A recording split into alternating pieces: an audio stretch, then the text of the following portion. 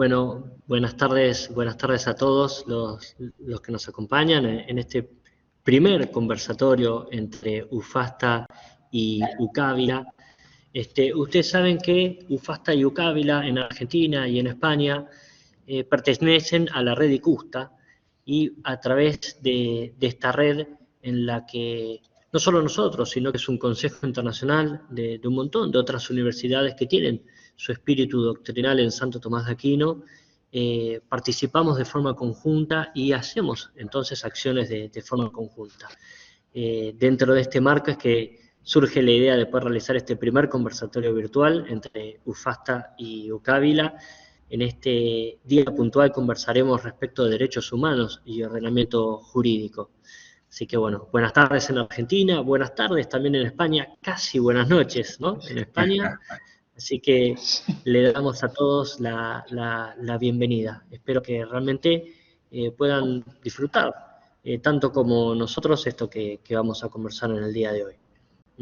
Vamos con el objetivo de acercar estas dos universidades, pero no solamente las universidades, sino también la cultura argentina y la cultura española, en orden a los derechos humanos y el ordenamiento jurídico, que tanto nos tenemos en común.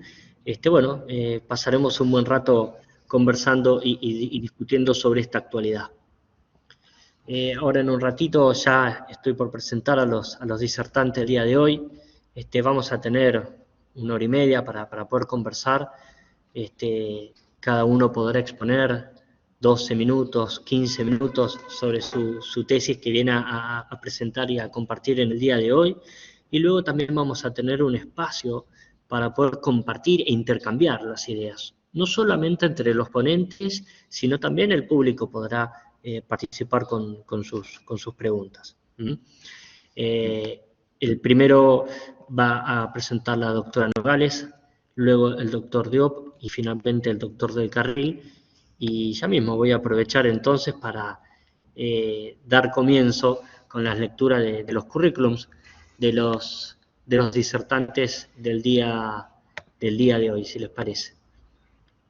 En primer lugar, como les decía, la doctora María de los Ángeles Nogales. Ella es licenciada y doctora en Derecho por la Universidad Complutense Madrid. Tiene también una licenciatura eclesiástica en Ciencias del Matrimonio y la Familia por el Instituto Juan Pablo II. Tenemos muchos amigos en común. Es también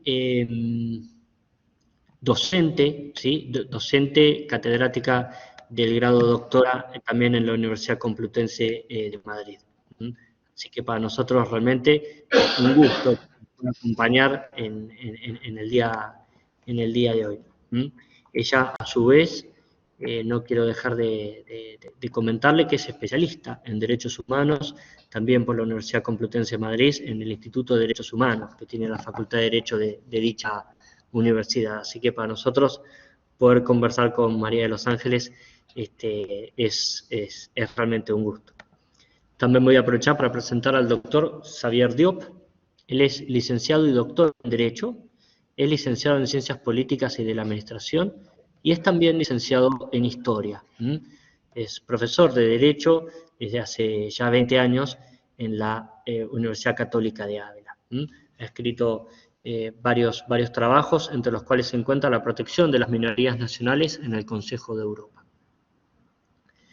También quiero aprovechar para presentar al doctor Enrique del Carril. Él es abogado por la Universidad Católica Argentina, es magíster en Derecho y Magistratura por la Universidad Austral y es diplomado en Humanidades Digitales por la Universidad FASTA. Es profesor de grado y posgrado en Derecho Constitucional, en Derechos Humanos y en Derecho y Tecnología. Ha recibido el premio La Ley al fortalecimiento del Poder Judicial y del National Center for Missing and Exploited Children de los Estados Unidos, por su aporte a la lucha contra la pornografía infantil. Así que bueno, también es para nosotros un gusto que nos pueda estar acompañando Enrique, quien también es secretario de Casos Originarios y Asuntos Constitucionales del Ministerio Público Fiscal de la Ciudad Autónoma de Buenos Aires, y es autor del Instagram Suprema de Fallo y de la columna El Derecho Suprema de Corte a la Carta, en el que analiza los fallos de esta Corte. Así que va a ser completito y muy interesante el conversatorio del día de hoy. Y si quieren y si me permiten, aprovecho para saludar a todas las autoridades de tanto de la Universidad FASTA como de la Universidad Católica de Ávila, que veo que están conectadas, así que los saludo y les doy la bienvenida a este primer conversatorio. Y le damos paso entonces a María de los Ángeles Nogales, quien pretende señalar en esta disertación que tendrá que no es únicamente y ni siquiera principalmente una cuestión sociojurídica o ético-jurídica lo que se discute, sino que quizás ante todo es una cuestión antropológica, ¿no? De raíz metafísica y de un decisivo impacto existencial, el concepto de hombre. Por eso María de los Ángeles abordará la cuestión del día de hoy a partir de una breve reflexión desde la filosofía de derecho. Doctora Nogales, su auditorio, muchas gracias por su participación. Muchas gracias, Federico. Buenas tardes. En primer lugar, pues agradecer a la Universidad Católica de Ávila y a la Universidad FASTA su invitación a participar en este conversatorio sobre los derechos humanos. Solamente un inciso, ¿no? Y bueno, cuando me han presentado como catedrática de la Universidad Complutense de Madrid, pues ahí he efectuado estudios de doctorado, de experto en derechos humanos, pero catedrática pues no soy, en la Universidad Complutense de Madrid, esto en honor a la verdad. Dado el tiempo del que dispongo, pues comienzo, ¿no?, mi intervención. El problema de la fundamentación de los derechos humanos pues radica en responder a la cuestión del hombre, ¿no? O dicho de otro modo, a la cuestión de qué es ser persona humana. Y por tanto, si hay derechos que en aras a su dignidad y valía se le deban reconocer como derechos inalienables e inviolables, es decir, oponibles frente a todos.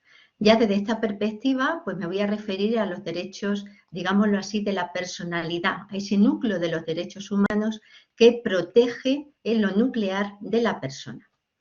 Esta cuestión se puede abordar desde diferentes perspectivas. En mi exposición, pues he optado desde una necesaria complementariedad de diferentes disciplinas y métodos de estudio, para que así la búsqueda de los problemas de la fundamentación de los derechos humanos sea desde una perspectiva, por una parte, intelectual, pero también existencial. En mi exposición me baso sobre todo pues, en la estructura de un discurso de recepción de un académico de número, el excelentísimo y reverentísimo señor don Antonio María Rocco Varela, cuando ha sido admitido en la Real Academia de Ciencias Morales y Políticas en España, en el 2001. Él presentó pues, un discurso de recepción que llevaba el rótulo de Fundamentos de los Derechos Humanos, una cuestión urgente. Comenzando en materia, una de las primeras disciplinas a las cuales es necesario acercarse sería la vía jurídica.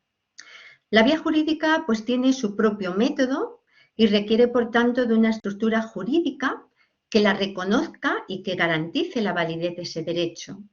En la actualidad el modelo que se sigue y que descansa en la obra de Hans Kelsen, de Teoría Pura del Derecho, de 1934, es propuesto como el culmen del positivismo con el normativismo jurídico, como vía de conocimiento. Desde esta concepción del derecho, los derechos humanos serían aquellos a los cuales han sido reconocidos, integrados en una norma jurídica. Y el valor de su reconocimiento iba a depender del orden lógico jerárquico de la norma jurídica. Para que entendamos un poco la referencia a la norma jurídica como criterio delimitador de qué es derecho, para Kelsen la justicia es que se cumpla la norma. Ahora bien, en esta concepción normativista jurídica, pues se requiere por otra parte haber creado y mantenido una cultura jurídica de los derechos humanos en la sociedad, porque como muy bien ya reconocía Kelsen, la base de toda esa estructura jurídica estaba en el hecho de que, de hecho, se cumple el derecho en la sociedad. Las consecuencias nefastas, ¿no?, de la Segunda Guerra Mundial, analizadas también desde la perspectiva del derecho, recordemos que en el régimen nacional socialista, Hitler accede al poder democráticamente, dicta normas jurídicas ajustadas en el cumplimiento legal de esta concepción normativista, si bien el contenido de esas normas eran de exterminio de la raza no aria. Se declara que el derecho es lo que sirve al pueblo como unión racial. Las consecuencias, ¿no?, de la Segunda Guerra Mundial también son unas consecuencias que se comprueban en esta concepción del derecho. Por eso se va a producir una revitalización o resurgir de la concepción del derecho natural y al mismo tiempo se cita como hito histórico en el origen de una formulación positiva de la Declaración de los Derechos Humanos de 1948 por la ONU. Por otra parte, también como consecuencia de las consecuencias de la Segunda Guerra Mundial, se ve con una mayor necesidad la necesidad de que se constituyan unas normas, instituciones y organizaciones internacionales para la defensa de los derechos humanos, pues es evidencia práctica que muchas veces son los propios estados los que vulneran los derechos fundamentales, incluso pues dentro de su texto constitucional. Por tanto, esta vía de conocimiento, de aproximación, que hemos denominado esta vía jurídica que está en la actualidad, pues se muestra como insuficiente de una manera práctica, incluso teórica también, como lo hemos comprobado, para una fundamentación de los derechos humanos. Por eso, el autor, al cual seguimos un poco de referencia, nos introduce también en otra vía de una disciplina como es la sociología. La interdependencia de estos dos órdenes, la realidad, de la realidad, el social y el jurídico, pues ha sido bien conocida a lo largo de la historia en reflexiones explícitas por parte de diferentes ciencias, morales, políticas, jurídicas. Ahora bien, la moderna sociología del derecho, a ella le vamos a deber, o le debemos, mejor dicho, un conocimiento sistemático de esta interdependencia, vista sobre todo en una sociedad global y contemporánea. El análisis que se realiza desde la sociología del factor entre poder y poderes, en esa comprensión de ese entramado, ¿no?, de actividades, de funciones y órganos, ordenado por el derecho, en el que se articula la relación entre sociedad y Estado y muy especialmente el poder de la opinión pública, porque es una evidencia de hecho reconocida y sancionada en un Estado democrático, en su organización, que si se quiere generar real y efectivamente una ley, una norma jurídica que reconozca y garantice pues, derechos subjetivos referidos bien sea a objetos o a intereses cualesquiera, se precisa de un apoyo previo y de acompañamiento por parte de la opinión pública y luego de una correspondiente aceptación social. Esta evidencia se pone incluso singularmente de manifiesto en el plano de los derechos humanos y también plantea con cierto temor dejar en manos de la opinión pública tan vulnerable y manipulable pues una fundamentación objetiva de derechos humanos fundamentales. Por tanto, la vía sociológica en esta fundamentación de los derechos humanos es necesaria en orden a su efectividad práctica, ya que nos da instrumentos, herramientas para que sean respetados y salvaguardados, pero también se presenta como radicalmente insuficiente, no solo para reconocerlos y definirlos en una verdad objetiva, cuáles son los derechos humanos fundamentales, sino incluso como su función de transmitir y de comunicarlos con una fuerza convincente en la sociedad. Por tanto, otra vía a la cual nos acercamos para empezar dentro de esta multidisciplinaridad, presentar vías complementarias y en esta búsqueda para el problema de la fundamentación de los derechos humanos, nos vamos a la vía filosófica. La filosofía, como disciplina entendida como una ciencia, que se ocuparía de las últimas preguntas que afectan al sentido primero y último de la realidad, en este caso de la realidad derecho, esta cuestión de la cual tratamos pues es acuciante. Si en filosofía del derecho un tema que es nuclear es el tema de la justicia y comúnmente la justicia a nivel usual la podemos definir como dar a cada uno lo suyo, supone conocer y reconocer quién es el hombre para darle lo que es suyo. Sin una referencia a la justicia, de una justicia así entendida, el derecho se puede convertir, y de hecho pues tenemos evidencia a lo largo de la historia, en un instrumento en manos del poder dominante. ¿Qué pregunta se plantea la filosofía del derecho? Pues cómo se conoce y prueba que existen unos derechos que sean realmente inherentes a la persona humana, anteriores y superiores a cualquier otro ordenamiento jurídico positivo. En definitiva, ¿cuáles son en concretos y cuál es la fuente o el origen de su legitimidad o autoridad? En el momento que nos adentramos en estas reflexiones, vemos la necesidad del estudio de la persona humana en sus dimensiones constitutivas en la raíz de ella misma, es decir, en un diálogo riguroso con otras disciplinas como es la antropología filosófica y metafísica, abierta a la trascendencia. Si en un proceso serio de reflexión, de razonamiento filosófico, se conoce y se conoce al hombre como un ser racional y libre, dotado constitutivamente de una autoconciencia que lo distingue y relaciona con irreductible autonomía con todo lo real, capaz de conocer la verdad, de adherirse al bien, de pensar, de querer, de decidir, esperar, amar, dueño de sí mismo, como un ser espiritual y corpóreo, enraizado en el mundo de la afectividad y que también es portador y está destinado a un fin trascendente, ya habríamos dado un paso definitivo en la fundamentación de los derechos humanos. Pero todavía este autor se cuestiona un paso más y ¿sería eso suficiente? Es decir, reconocer estos atributos para al mismo tiempo justificar reconocerle unos derechos inalienables, es decir, un valor o dignidad que le hace estar por encima en el reconocimiento de estos derechos. Pues es que es la cuestión de la dignidad o valía del hombre, del ser humano, varón y mujer, ¿dónde se halla?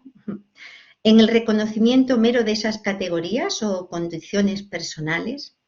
Lo cual también plantea que podemos llegar al límite de la propia reflexión filosófica como disciplina.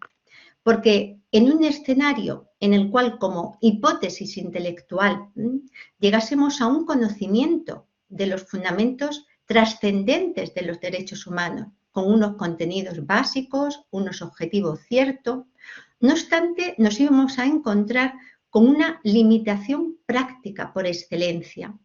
Y es que para ese respeto incondicional a los derechos humanos de cada persona y de cada persona, no nos va a facilitar al mismo tiempo el poder cumplirlos siempre y con todas sus consecuencias. Es decir, encontramos unos límites en una racionalidad teórica y práctica a través de la filosofía para dar respuesta existencial, vivencial, al respeto a los derechos humanos. Por tanto, también plantea, y con esto ya voy finalizando, una última vía, y es la vía teológica.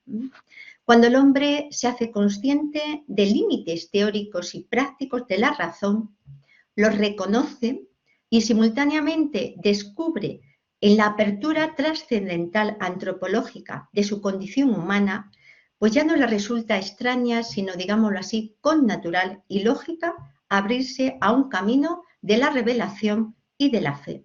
Es decir, a un diálogo con una razón ensanchada, abierta a la aportación de la revelación y la fe, una fe que se hace cultura porque se vive y una fe que entra en diálogo sin miedo alguno con una razón.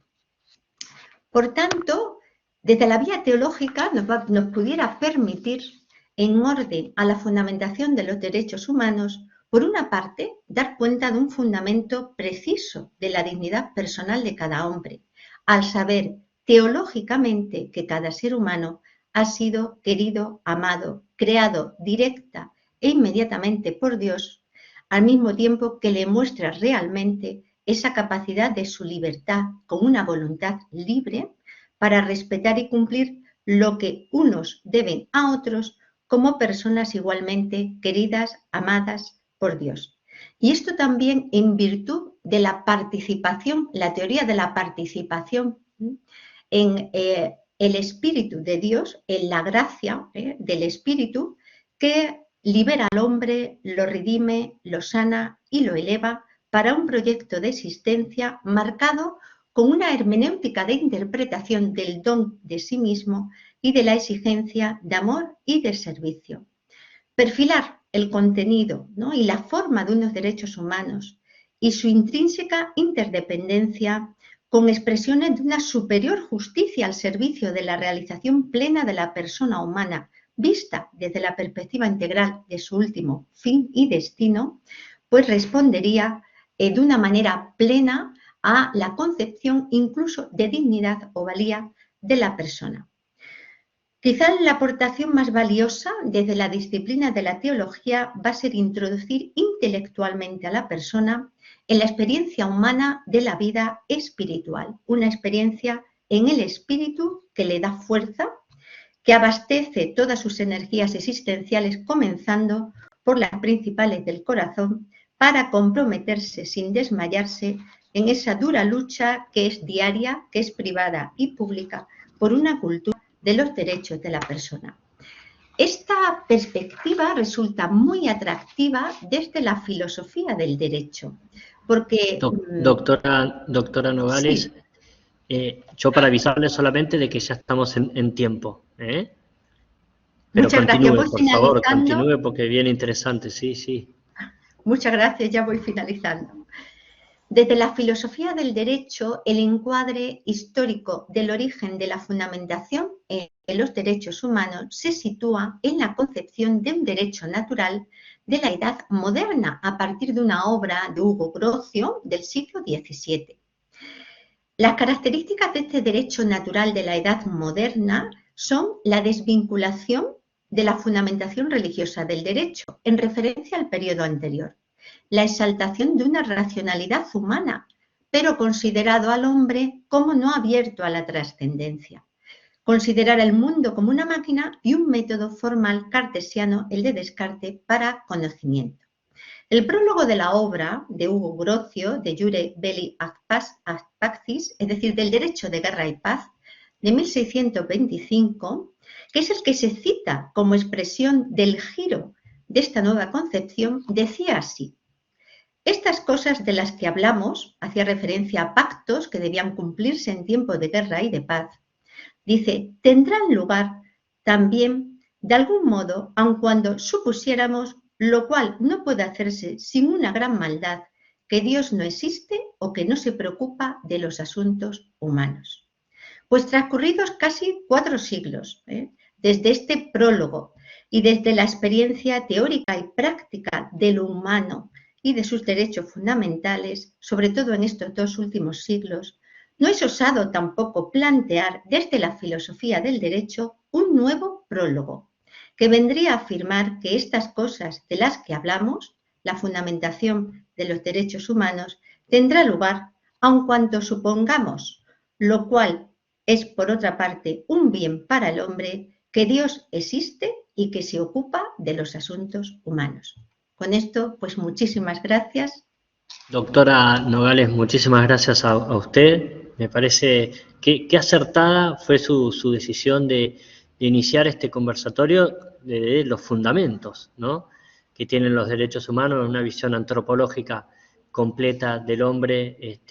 Me parece muy acertado, así que le agradezco su intervención, y esto me parece que funda la base, hace el basamiento de cómo va a seguir el conversatorio. Así que le agradezco por lo atinado que fue su decisión para estas palabras. Muchas gracias. Muchísimas gracias, doctora.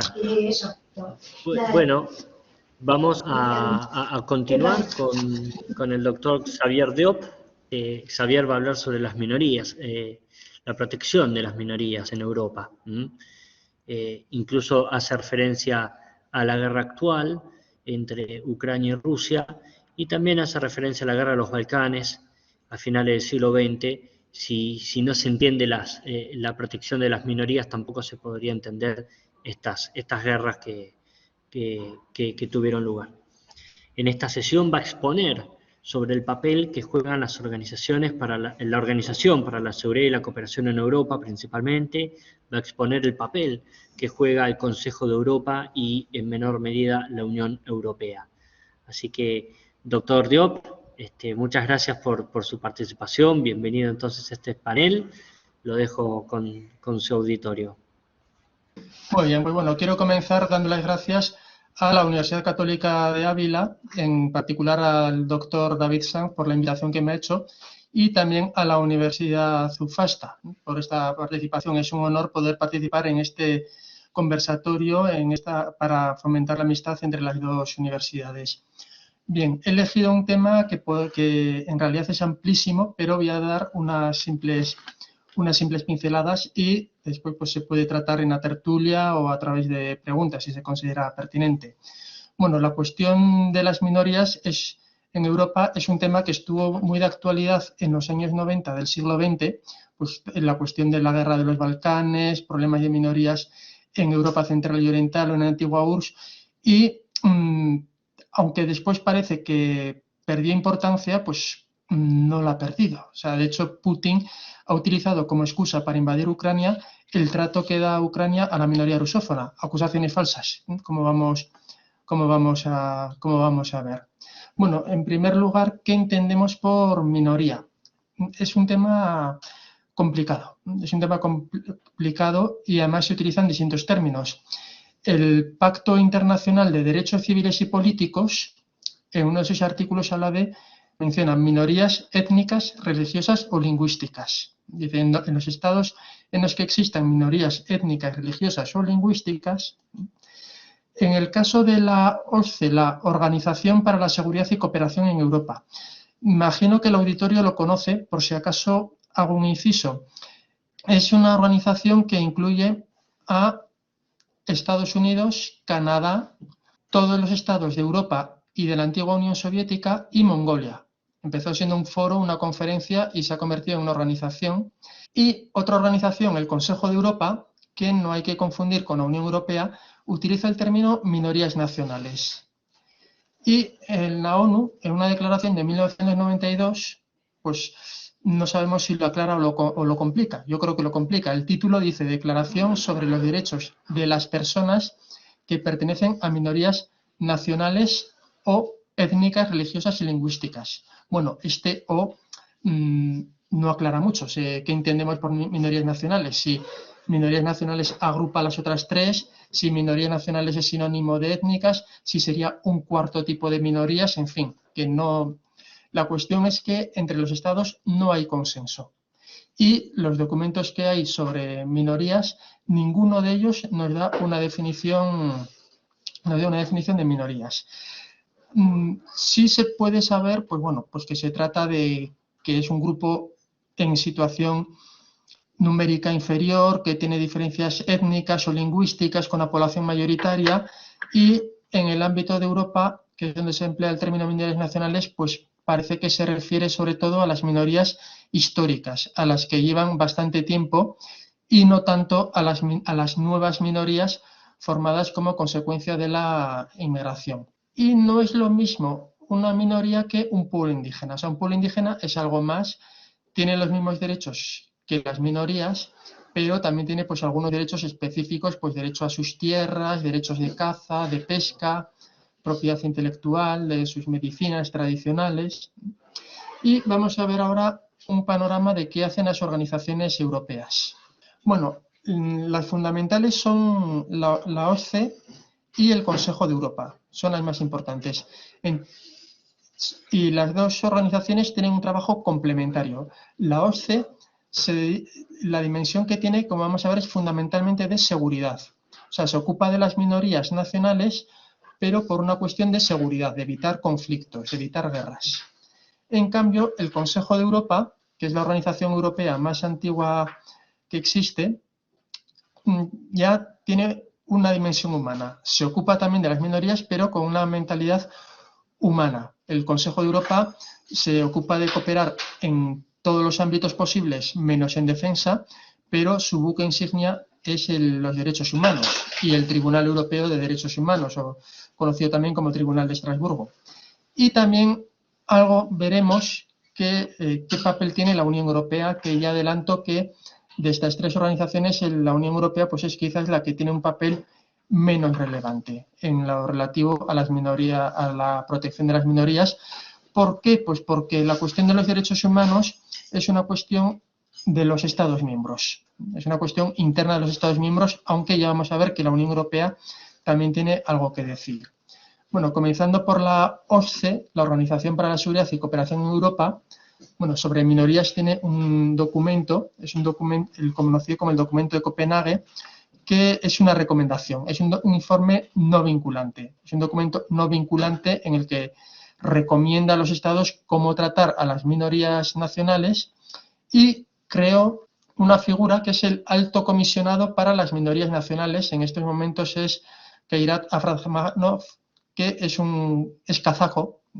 Entonces, esta figura del Alto Comisionado para las Minorías Nacionales y su equipo, que es un equipo pequeño, son unas 10 personas aproximadamente, pues lo que se encarga es de lanzar una alerta temprana y, siguiendo la alerta temprana, una pronta acción. Es decir, su trabajo no es un ombudsman de las minorías, no es como un defensor de las minorías, no puede recibir casos individuales, sino se encarga de la protección de las minorías, pero con la mentalidad de evitar conflictos. Es decir, cuando ve que hay una situación que puede generar un conflicto, cuando ve que hay una situación que las relaciones interétnicas, pues digamos que son mejorables, o la política de un Estado hacia las minorías, digamos que es mejorable, pues puede lanzar una alerta temprana y actuar, puede visitar el Estado en cuestión y puede dirigir recomendaciones para desactivar el conflicto, para prevenir un conflicto. O sea, su finalidad es sobre todo preventiva. Por ejemplo, no puede intervenir en caso de guerra. Entonces, si hay una guerra o en caso de terrorismo, aquí no puede intervenir. Aquí esto fue una medida que interesaba al Reino Unido y a Turquía, porque en Turquía hay un grupo terrorista kurdo, el Partido de los Trabajadores del Kurdistán, y en el Reino Unido, cuando se crea esta figura, existía el IRA. Entonces aquí, cuando se recurre al terrorismo o hay guerra, entonces ya no puede intervenir. Entonces no puede intervenir en estos casos. Ha tenido, pues bueno, algunos éxitos. Por ejemplo, no fue un éxito absoluto, pero sí se puede ver la botella medio llena con las minorías rusófonas en Letonia y Estonia. Esos dos estados nacieron con unas grandes bolsas de apátrida de personas que defendían de migrantes rusos del periodo stalinista y, pues bueno, ha intervenido pues para que se les vaya dando la nacionalidad letona y estona y no queden en situación de apátridas. Este sería un ejemplo. Ha intervenido en muchos lugares. Y aparte de esta alerta temprana y esta pronta acción, pues también puede dirigir recomendaciones temáticas y hacer algunas guías. Pues ha hecho informes con recomendaciones pues, sobre derechos lingüísticos, las minorías en los medios de comunicación y otras. En cuanto al Consejo de Europa, su buque insignia es el Convenio Europeo de Derechos Humanos, pero no dice nada de las minorías. Lo único que dice en un artículo es que se prohíbe la discriminación por una serie de causas, raza, sexo, lengua, religión, y menciona pertenencia a una minoría nacional. Entonces, para el Consejo de Europa, para ampliar esta protección, ha trabajado dos vías en los años 90. Por un lado, quiso añadir a este convenio un protocolo sobre derechos culturales, pero esta propuesta fracasó. Se hicieron trabajos, pero no llegaron a buen puerto y pues no se ha aprobado este protocolo de derechos culturales. Y es difícil que se apruebe en el futuro. No voy a decir imposible, pero sí que es difícil que se reanude. Y por otro lado, ha elaborado un tratado que es el Convenio Marco para la Protección de las Minorías Nacionales, que bueno, ha sido ratificado por la mayor parte de los estados del Consejo de Europa. Ya hablaremos un poco pues, qué es lo que trata fugazmente, cuáles son los campos principales del Consejo de Europa.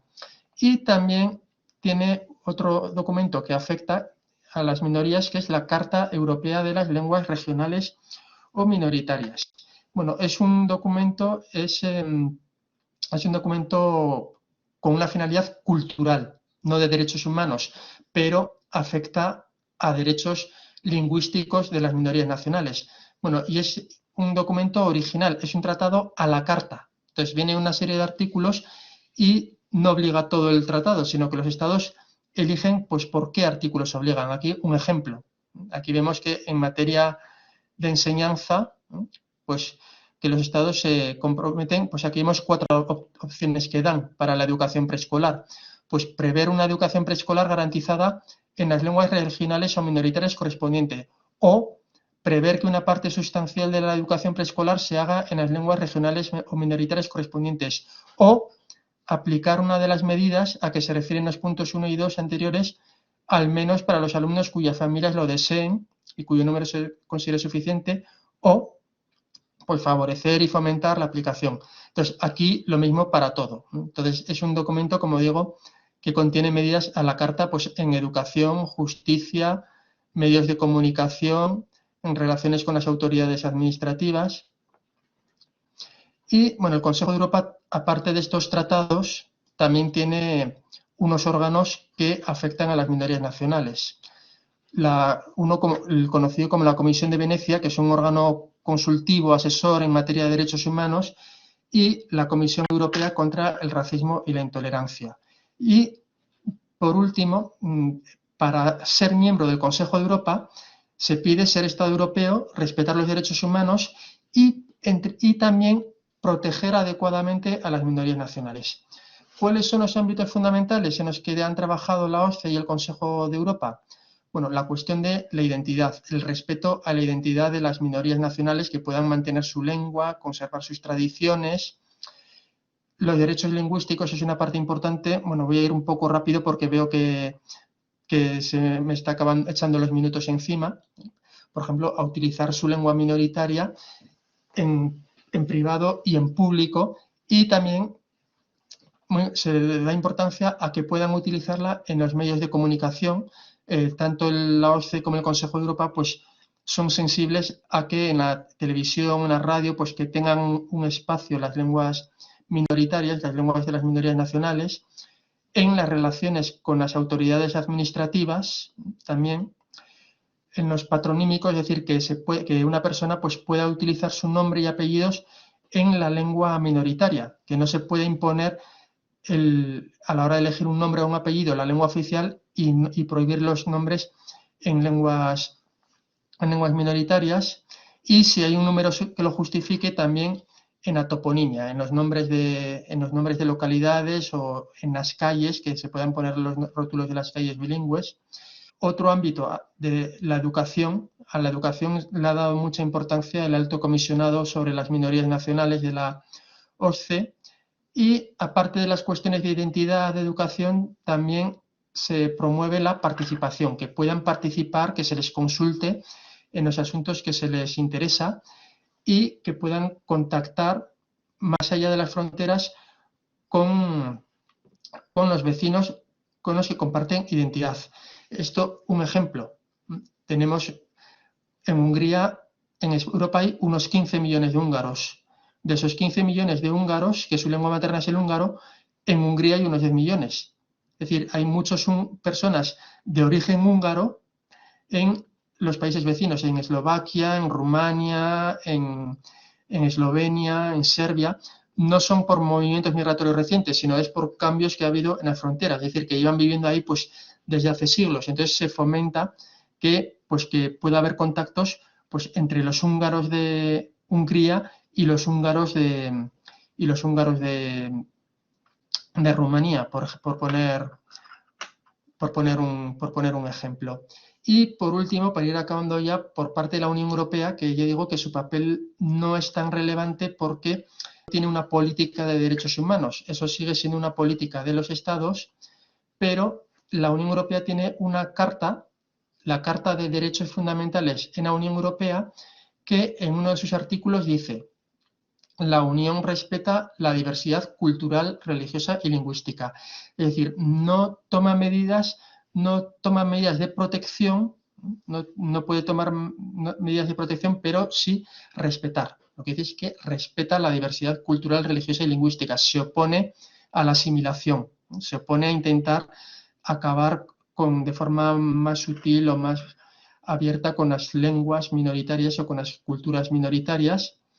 Y en el Tratado de la Unión Europea, en su primer artículo, en el artículo 2, menciona los valores de la Unión Europea. Dice, se fundamenta en los valores de respeto a la dignidad humana, libertad, y aquí dice, y respeto de los derechos humanos, incluidos los derechos de las personas pertenecientes a minorías. Es decir, es un valor, pero no, ya digo que no pueda tomar medidas positivas para protegerlas, pero sí respetarlas, y lo considera un valor y es una condición de acceso.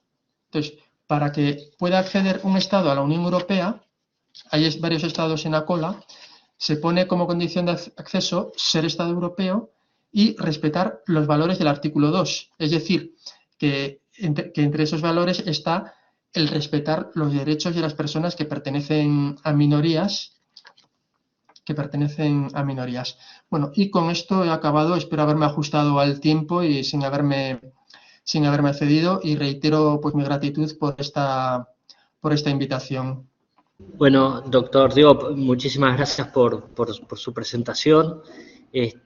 Muy interesante también abordar el tema de los derechos humanos desde la protección de las minorías en orden a estos ámbitos y estas dimensiones que muy sintéticamente también nombrabas. Sé que es un tema que da para conversar muchísimo, así que te agradezco cómo lo has planteado, verdaderamente.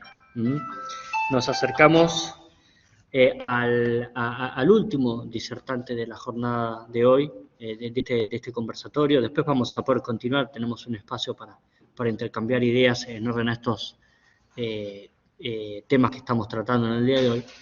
Y vamos a conversar con el doctor Enrique del Carril. Él viene a conversar con nosotros sobre el papel del Estado en la protección de los derechos en la sociedad digital. El doctor del Carril reflexionará sobre la llamada sociedad digital, que ha cambiado profundamente las estructuras sociales y los modos en el que el hombre está en comunidad, con todas las implicancias también en el plano de lo jurídico. A partir de una delimitación de los elementos que estructuran la sociedad en red y de algunos ejemplos concretos de la realidad, Enrique intentará esbozar algunas líneas para pensar en los derechos subjetivos y en el concepto mismo del derecho, y de cómo impacta sobre ellos la irrupción de lo digital. Así que, Enrique, muchísimas gracias también por tu participación. Te dejo entonces con tu auditorio. Bueno, primero que todo, por supuesto, agradecer a la Universidad FASTA y a la Universidad Católica de Ávila por esta ocasión, y además por la posibilidad de esta interrelación y interrelacionando estos temas que tanto nos interesan, que tienen que ver con derechos humanos. A mí me toca, mi línea de investigación tiene que ver con las cuestiones que se relacionan con la sociedad digital y con cómo está reconfigurando esto la idea de los derechos. Y bueno, la idea ahora en estos minutos, ya voy a iniciar el reloj, me olvidé de iniciarlo, es un poco reflexionar o poner en cuestionamiento todo lo que sabemos y conocemos y asumimos cuando hablamos del derecho y del ordenamiento jurídico en el mundo de la sociedad digital. Para esto, lo mejor que uno puede hacer es ponerlo en correspondencia con la realidad, ¿no? Y ponerlo en correspondencia con la realidad puede ser, y esta es la opción que hemos elegido, con qué está ocurriendo en el mundo. Aprovecho para esto poner esta noticia. Es una noticia que me compartió un amigo que está argentino, que está radicado en Barcelona, y me llamó muchísimo la atención, ¿no? ¿Qué tiene que ver Mango, la fábrica Mango, con los NFT y la propiedad intelectual?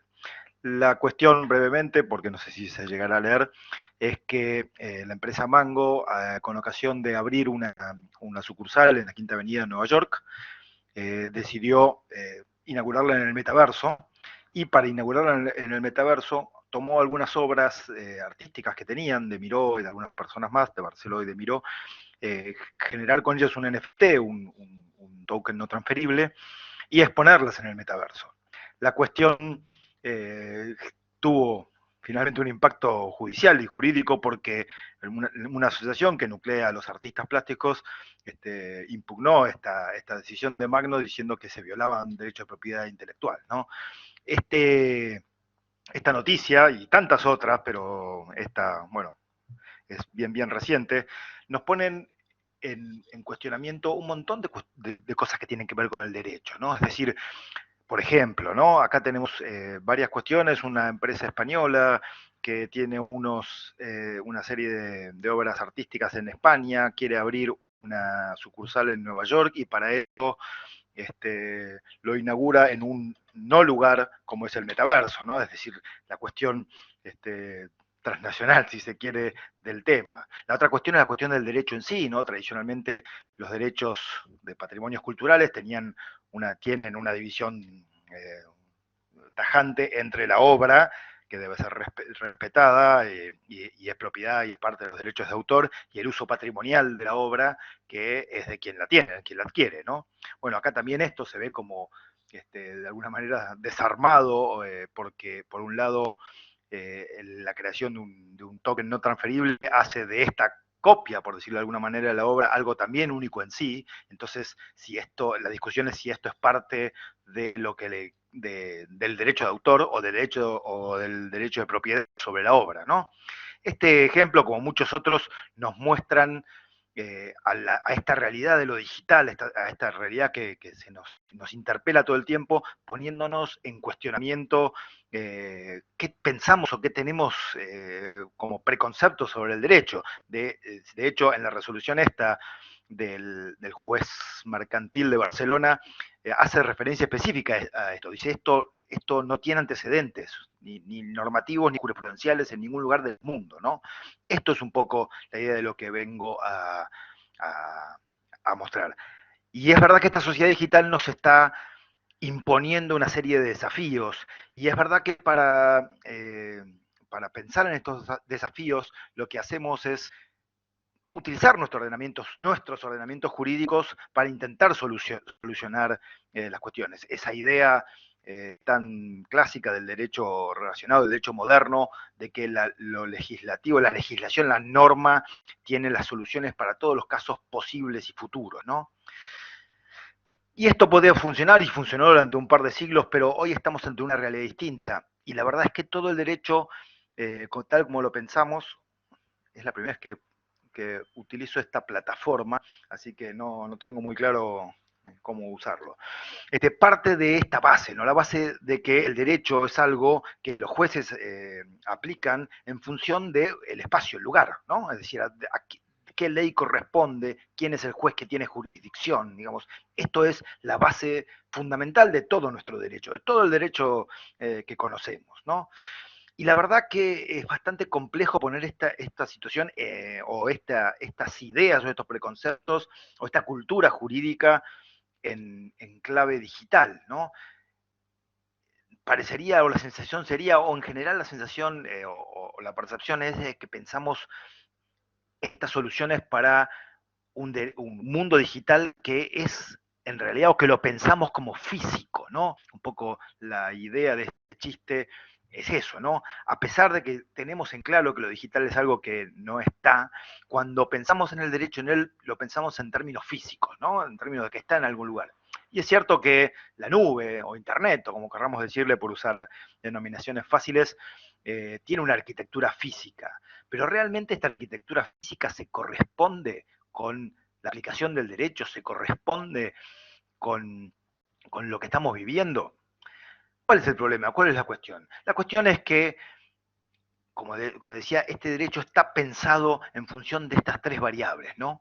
De una variable física, que es el territorio, que es el espacio donde se aplica este otro universo de lo jurídico, paradigmáticamente marcado en la idea de la ley, ¿no? De la ley como norma emitida por una autoridad, y en el fondo es una representación representación jurídica de un espacio político que tiene que ver con la idea de soberanía, ¿no? Es decir, esto es todo nuestro derecho actual, moderno, está construido en función de estas tres ideas, ¿no? Pensamos el derecho así, en rigor, a partir del nacimiento de los estados modernos en el siglo XIX y el siglo XVIII y XIX.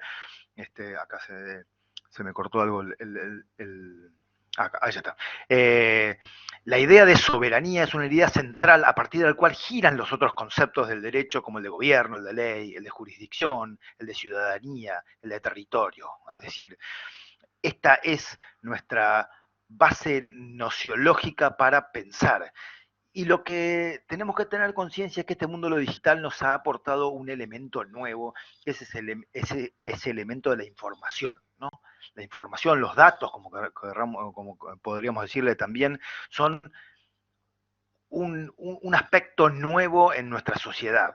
No es porque no existieran datos o información antes, sino porque la dimensión y la forma que han tomado actualmente cambian absolutamente el cariz de la realidad en la que estamos, ¿no?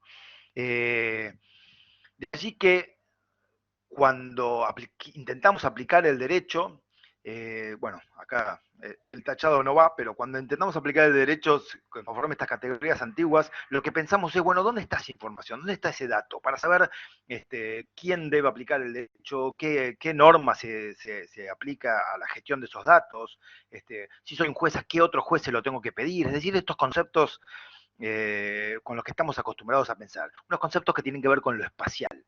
Pero este no lugar que es la sociedad de lo digital y que está como representado específicamente en el metaverso, aunque no es solo el metaverso, este es uno de los canales informáticos o digitales más que existen, nos interpela si esta es la pregunta correcta, si en vez de preguntarnos dónde está la información para ver qué norma se aplica, qué ley juzga, tendríamos que pensar al revés, tenemos que pensar cómo está la información, ¿no?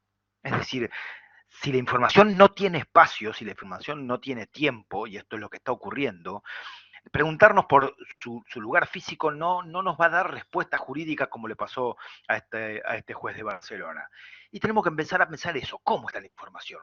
Ahí podemos llegar a encontrar un nuevo paradigma para pensar a esto, para pensar las respuestas jurídicas para esto, ¿no? En general estamos acostumbrados a valorar esa idea de la aplicabilidad del derecho, compendiado en la idea de soberanía, por sobre los derechos, ¿no? Primero está el ordenamiento, porque el ordenamiento es aquel que protege, el ordenamiento jurídico es aquel que protege los derechos, ¿no? Esa efectividad. Pero la cuestión debería ser al revés, ¿no? Deberíamos pensar ahora en función de los derechos y de, por ejemplo, acá en este caso, la afectación de la privacidad en concreta de esos derechos para ver cómo funcionaría el ordenamiento en él, ¿no? Esta es un poco la idea central que tendremos que pensarlo. Y esta idea la voy a poner en correspondencia, ya me quedan pocos minutos, 2 minutos y medio, con las bases teóricas del derecho moderno. Justamente recién se hacía referencia a Kelsen. Kelsen quizás es el que ha marcado como la matriz de cómo pensamos la teoría del derecho, la teoría de los derechos en la actualidad. Él utiliza estos dos conceptos, los conceptos de vigencia y eficacia, ¿no? El concepto de vigencia pensado como una norma está vinculada a su entrada en vigor, es decir, a su aplicación, es decir, un órgano respetando determinados procedimientos dicta una norma para un espacio y un tiempo determinado, ¿no? Y después el otro concepto también muy caro a Kelsen es el concepto de eficacia, ¿no? Es decir, no solo la norma tiene que estar vigente, tiene que haber sido producida conforme los carriles correspondientes, sino que además tiene que ser o es acatada por los sujetos sometidos a este ordenamiento y por los órganos que aplican ese derecho. Ahora, si ponemos esto en correspondencia con lo que acabo de mencionar, nos damos cuenta que la vigencia puede ser un dato, siempre va a ser un dato mientras existan órganos que generen derecho, pero la eficacia ya no es una cuestión de el poder aplicándose para hacer efectivas las normas, ya sea por imposición del poder o porque los ciudadanos, los que están sometidos a ese poder, la acatan, ¿no? En esta sociedad digital donde ni siquiera hay tiempos, ni espacios, ni lugares, este concepto es un concepto que no termina de funcionar, ¿no? Entonces, este es un poco el desafío, pensar un poco en que estas variables, que son como la base de toda nuestra idea del ordenamiento jurídico, están dejando de funcionar. También dejo abierta acá algo para pensar, digamos, para hacer la pregunta de si no podríamos utilizar otros conceptos que hoy no son parte del derecho, pero que podrían servir para intentar dar respuestas a lo que se viene, ¿no? A esta sociedad digital que nos interpela todo el tiempo, ¿no?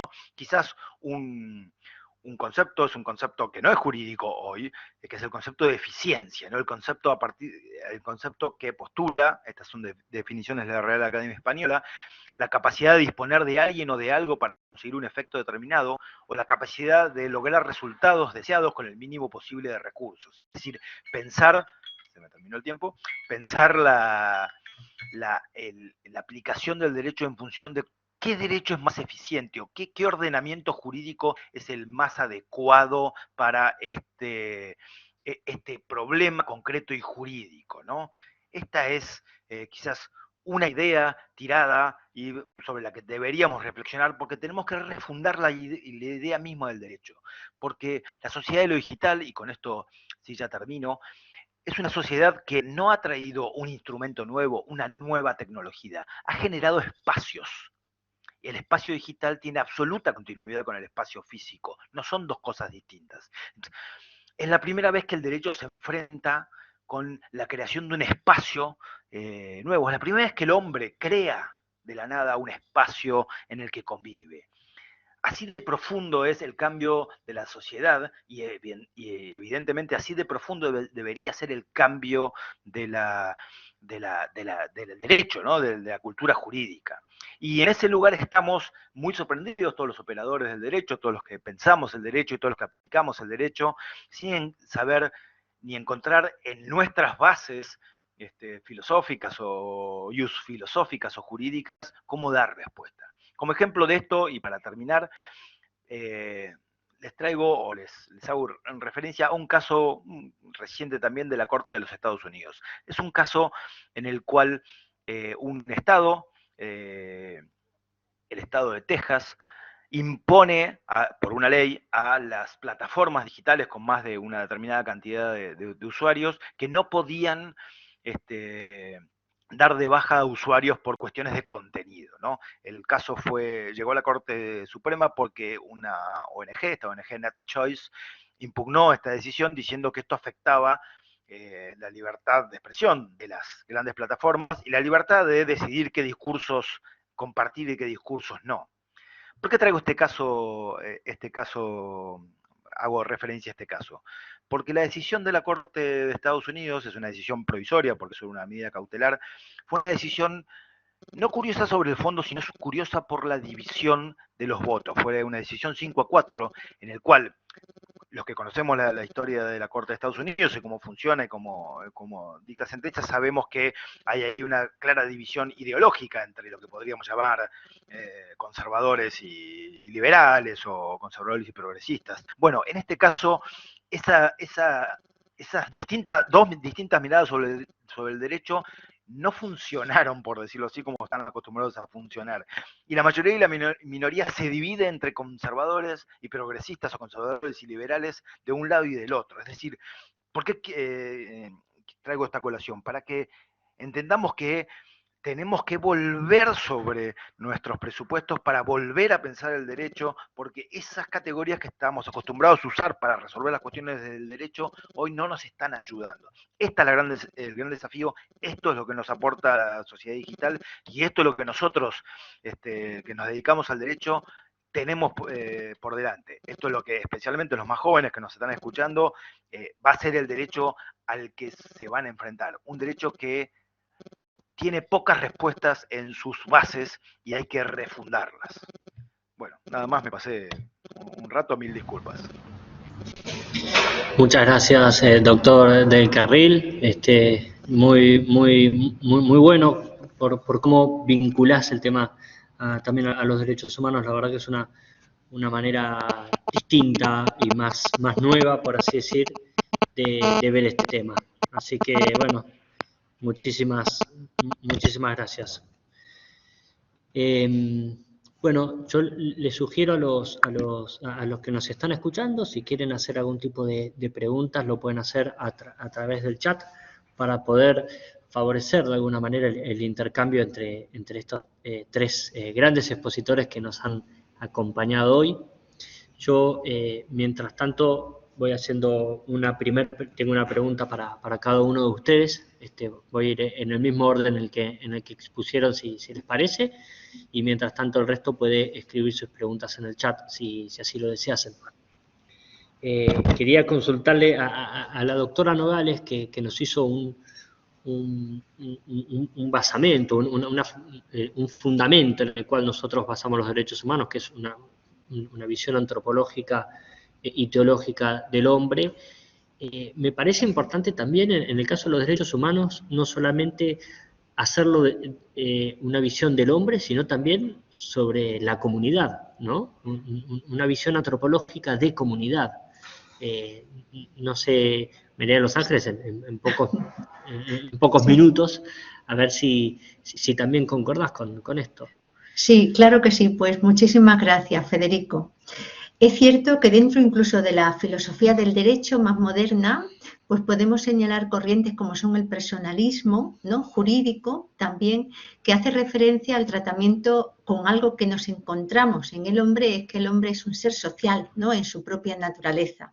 Es decir, el tratamiento del reconocimiento se hace incluso como familia humana, desde esa perspectiva.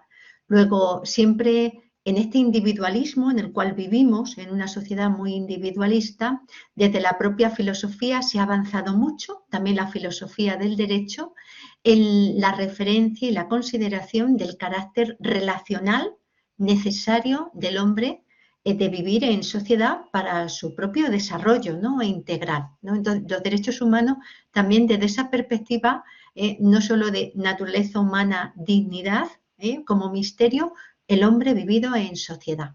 El derecho no tendría sentido si una persona estuviera aislada. El derecho entra a regular relaciones humanas entre ellos. Entonces, totalmente de acuerdo, Federico, el verlo como comunidad, el verlo. Gracias, doctora Nogales. También quería consultarle al doctor Diop. Vos planteabas respecto de la OSCE y del trabajo que hace en orden a la protección de las minorías, y hiciste también hincapié en algún momento sobre la identidad y el lenguaje, ¿no?, como dimensión de esa identidad. Quería preguntarte, o que nos cuentes quizás, cómo España también aborda este tema, ¿no? España que también tiene varias lenguas y conviven. Bueno, ¿cómo ustedes hacen para poder trabajar este tema? No solo la OSCE, sino también España. Sí, bueno, en España está organizada en 17 comunidades autónomas, equivalente a las provincias argentinas, y la cuestión de las lenguas regionales o minoritarias, pues depende prácticamente de las comunidades autónomas. El Poder Central muy poquita cosa puede hacer. Hace algo, muy poquito, pero básicamente depende de las comunidades autónomas. La Constitución permite que las lenguas cooficiales que las lenguas minoritarias que puedan ser cooficiales junto con el castellano. Ya depende de las comunidades autónomas si quieren hacerlo o no. Hay comunidades autónomas que han elegido, que han puesto una lengua como cooficial, por ejemplo en Cataluña el catalán, el vasco, el gallego, y otras en cambio que sus lenguas minoritarias están pues simplemente protegidas, pero no son oficiales. Entonces depende prácticamente de cada comunidad autónoma. Hay comunidades autónomas pues más protectoras de sus lenguas y otras pues menos protectoras de sus lenguas. Es una cuestión que está descentralizada. Muy bien, muchas gracias. Gracias a ti por la pregunta. Imaginé que iba a ser así y bueno, también me parece muy lindo ver cómo bueno, cada comunidad, por así decir, puede hacer su propia protección y su propia promoción al lenguaje, por ejemplo, como factor de identidad. Muchas gracias, doctor Diop. Aquí veo en Gracias por la el pregunta. chat que hay una pregunta para el doctor del Carril.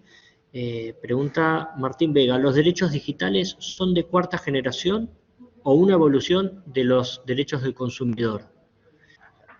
Sí, es una pregunta muy interesante. De hecho, estoy trabajando una línea sobre este tema en particular. Me parece que acá hay como tres categorías, digamos. Hay derechos que sí son absolutamente digitales, ¿no?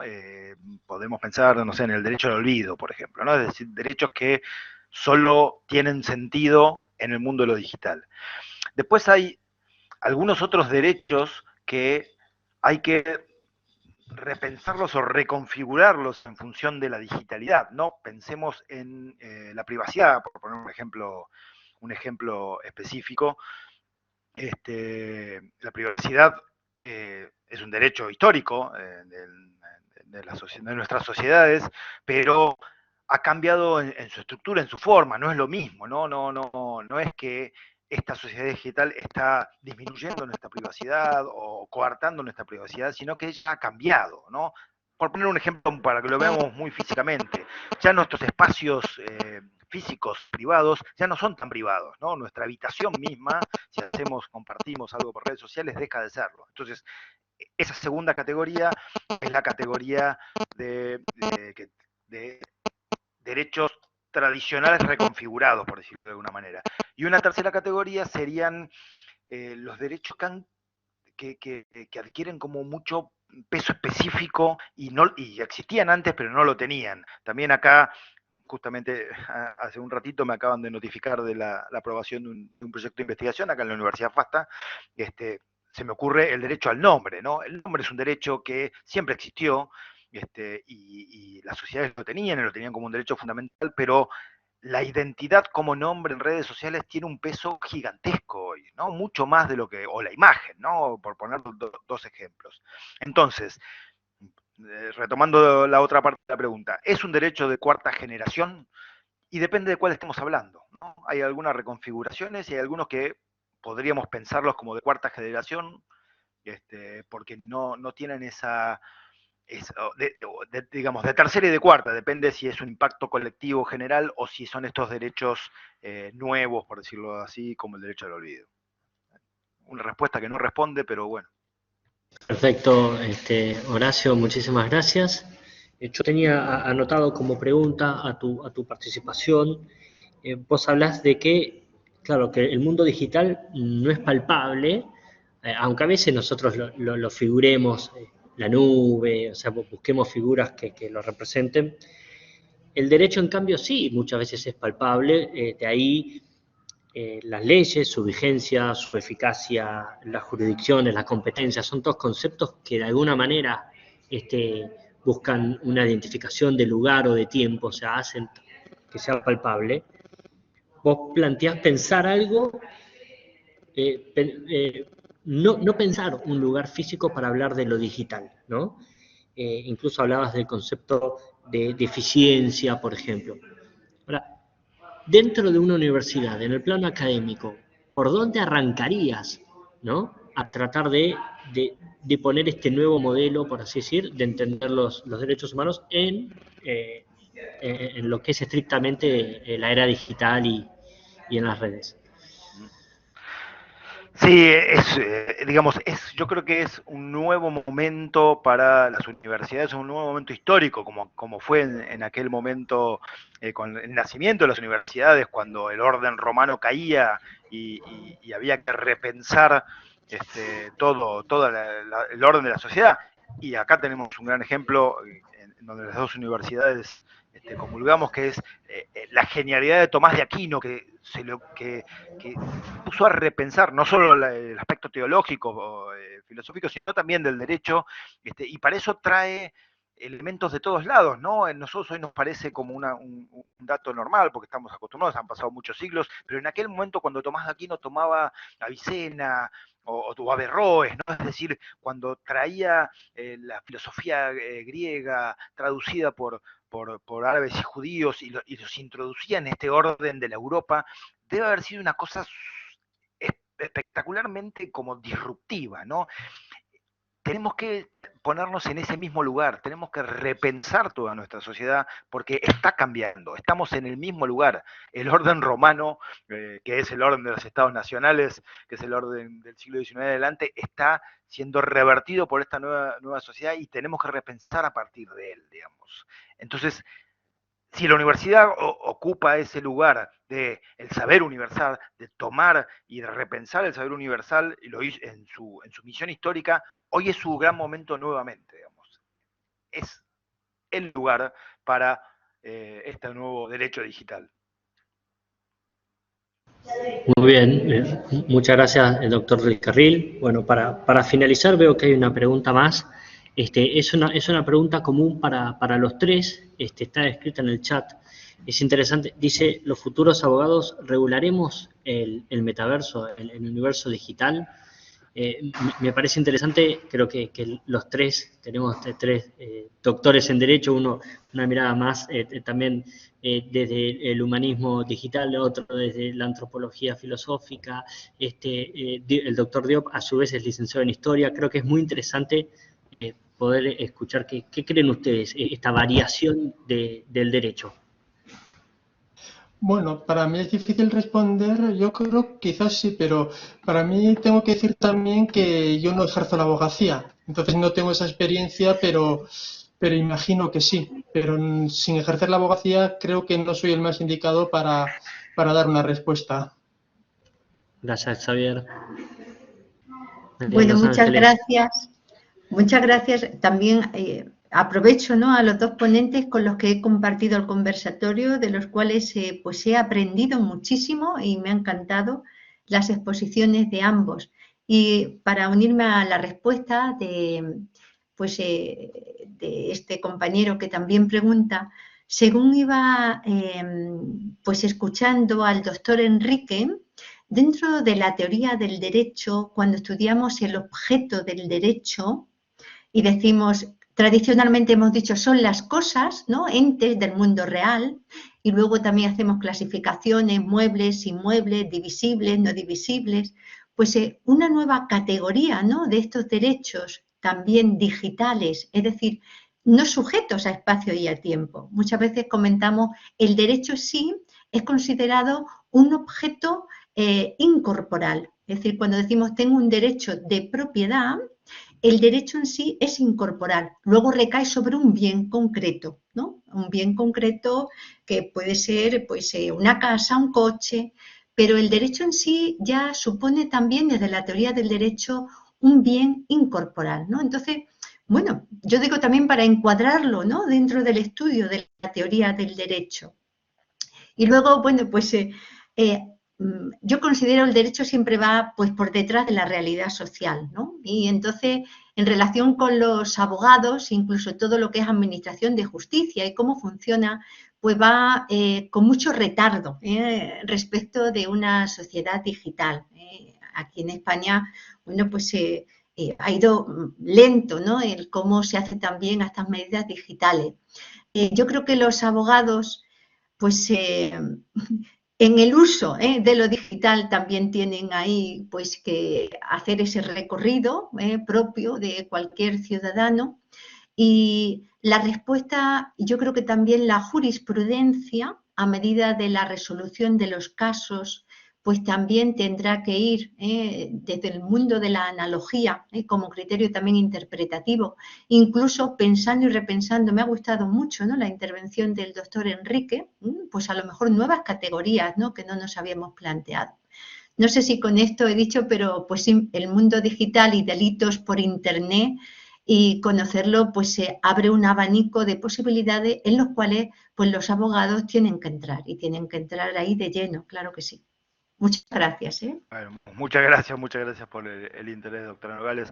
Sí, bueno, la parte que me toca de respuesta a esta pregunta, sí, evidentemente, no podemos dejar esto libertad absoluta, digamos, pero tenemos acá un inconveniente agregado que no existió antes, que es que esta aplicación de la ley en el metaverso o en cualquier lugar, ¿no? El metaverso es hoy, los que nos dedicamos a tecnología, lo que está como de moda, y vemos y y hablamos mucho de él, pero cualquier producto digital que apareció, que aparezca, tiene un pequeño inconveniente, que la aplicación de la ley es voluntaria de los usuarios. Es decir, si un usuario decide desobedecer la ley, no hay manera de imponérsela, ¿no? Porque, claro, está en un mundo no físico, yo no puedo tomar mano física sobre él, salvo que por eventualidades más bien casuales yo esté en el mismo lugar físico que él. Con lo cual, ahí en la aplicabilidad también hay una cuestión complicada. Entonces, ¿hay que regularlo? Sí hay que regularlo. ¿Cómo hay que regularlo? Esto es lo que hay que pensar. Hoy hay, se piensa en sistemas de test bed o de sandbox, es decir, sistemas regulatorios más blandos, digamos, por algún lugar.